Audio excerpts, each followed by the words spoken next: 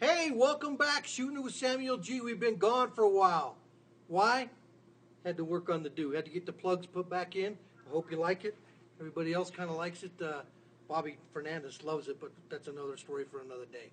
Uh, let's start with the high schools right away. Everybody just barely getting their feet wet, but I'll tell you what. My little paisan friend, Gino Mayo up at Eaton, he's got his golf team playing really well. These guys are good. A guy named Peter Grossenbacher's been firing in the 70s every single round.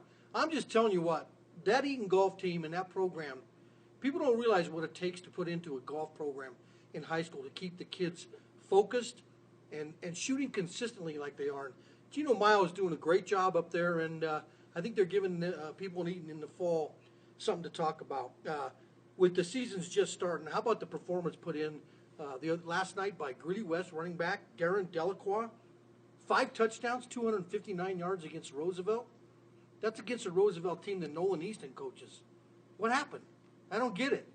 The Roosevelt guy's laying down and letting a guy run over him for 259 yards and 5 touchdowns? Oh, people in Johnstown won't be happy about that one. Let's go right up on the hill, though, right away, to the University of Northern Colorado, and let's talk about football. You pick up a copy of tomorrow morning's Greeley Tribune, you're going to find out this football team is going big time next year. Back-to-back weekends at the University of Colorado in Boulder, down to the swamp in Florida the weekend afterwards. Yep, to take on the University of Florida for 625,000 schmos. That's a lot of money, huh? For one game. Hopefully they can come back with something besides fish heads in their mouth. That's a lot of money to take in. They get a chunk from CU also. It's going to be like $1 million a month for the Bears to put into everybody's programs and make them happy. But the team played Rocky Mountain College today. I'm only going to say about one thing and why they beat the living tar out of them. Rocky Mountain College in NAIA school up in Montana, they have less students than Rocky Mountain High School over in Fort Collins.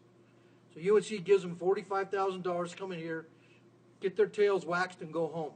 I don't know how much good it does you. It does build some confidence. And the Bears are going to need a little bit going to Abilene Christian next week. Then the following week, over to Fort Collins to take on a CSU team that I think, despite who they're playing this week, Texas at San Antonio, is still going to be trying to wash the stink off of them from what happened down in Denver on Thursday night against the University of Colorado. Let's go to the NFL. Hey, they start this week, Thursday.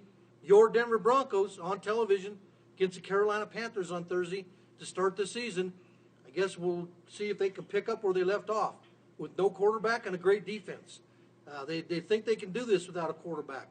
So I guess we'll see. Trevor Siemian, they shipped Mark Sanchez off today or gave him his apple on a road map, and Dallas picked him up.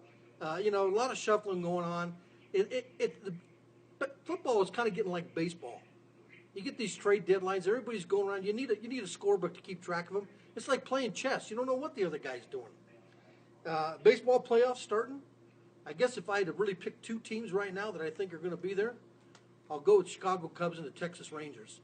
I think they're the best in their respective leagues, and that'd be a great World Series. I think Texas is a team that people don't know much about, but they're good. And the Cubs, like them or not, the country's going to be in their corner.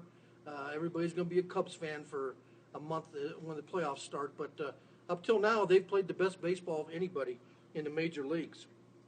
We're going to go to our segment that we shipped out a while ago and brought in a new one. They said what?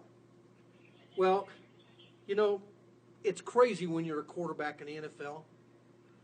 And Sam Bradford has been around. And you know what he said today? He can't wait to get to Minnesota to learn the playbook. This is a guy that's had 7 seasons, 5 head coaches, 6 offensive coordinators, and 6 quarterback coaches. He can't wait to get to Minnesota to learn the playbook. Sammy boy, I got news for you. Only play you're going to have to learn is turn right and turn left and hand off to Adrian Peterson. Nobody's going to trust that noodle you got for an arm. You can't win. That's all you're going to do in Minnesota. Hopefully you'll learn some of those zillions that you've socked away. I will say one thing.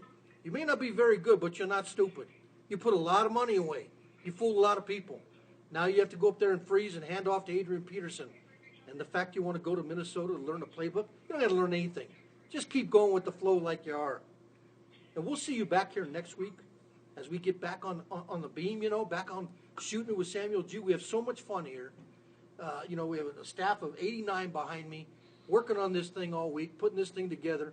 It's crazy, but it's a lot of fun. Without a song, the day will never end. Without a song, the road will never bend. When things go wrong, man ain't got a friend without a song. I got my troubles and know, as sure as I go, the Jordan will roll. I get along, long as I know a song in my soul. I'll never know. Next week, guys. What makes that grass?